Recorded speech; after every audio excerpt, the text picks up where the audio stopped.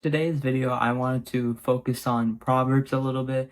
I did one short on Proverbs, but I want to continue that every week. Usually a proverb for your week, which we'll probably, hopefully, do every week. I'll probably do a short, but I'll just do a short video on this proverb, which has always been a foundational proverb in my life, especially when I am talking to other people, and that comes from the verse in Proverbs 1 verses 7. So just to give you a little bit of context, of course, we know that Proverbs is written by Solomon, and the word proverb just means short saying.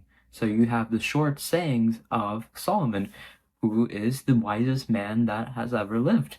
Because, as we see in the book of First Kings, God asked Solomon, he can ask anything he wants. What would he want?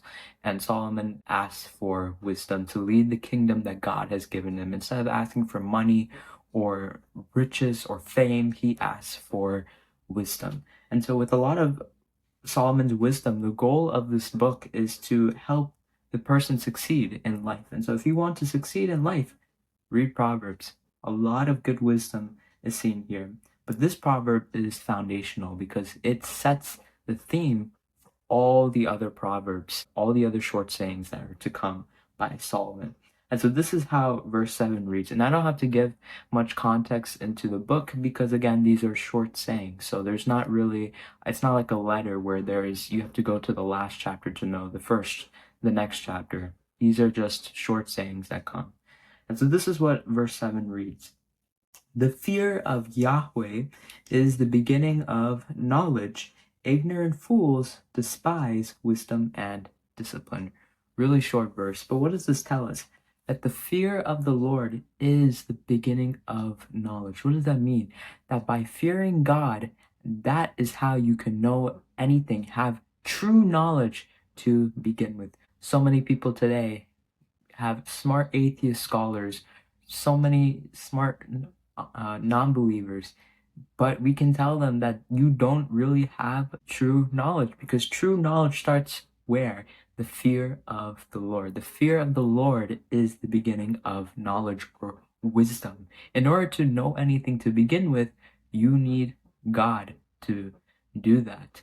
And this is not saying that the fool who despise wisdom and discipline because they don't have the fear of God, this is not saying that they are dumb or that they're not smart. Actually, a lot of the people that I interact with today are way smarter than me, yet they are considered fools. Why? Because they don't fear God.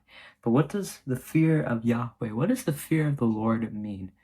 Now, I think the picture or the assumption that comes in your head is that fear means like you're scared of something. Like, there are people who are scared of spiders, that kind of fear. But this fear describing here is a sort of reverence or respect or honor towards God. Just like how we are commanded in the Bible to honor our parents, we do things, we obey their commandments because we respect them, we revere them, we fear them, we want to honor them. In the same way, we obey God's commandments to please God, to honor God, to fear God. And so the way that you gain knowledge and wisdom to begin with in the world is not from yourself, not from starting with yourself and now you're concluding to wisdom. No, you actually start from God, and that's how you know anything to begin with. Without God, you could not know you could not make sense of what morality, what right or wrong is, or how to reason the laws of logic, or why the sun is able to set every day, and why you're able to see the sun every single morning, something we call the uniformity of nature. The reason is because God is the one who sets and presides those things above. And this is so important because throughout this book, you will see that God is the true source of wisdom and knowledge. This is so comforting for me because that shows that our salvation is not something that we come up with ourselves and then we reach to God. No, it's something that God graciously gives us by His grace.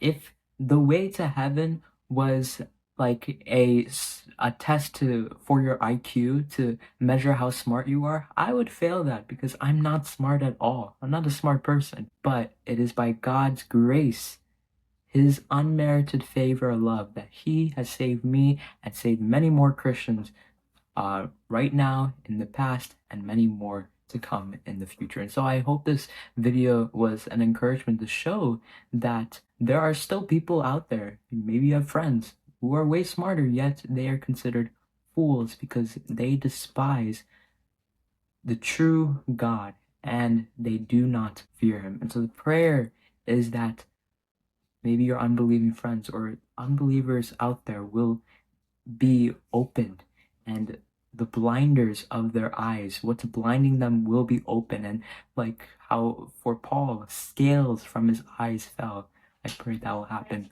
for them as well. So I hope this video blessed you. On that note, take care and God bless.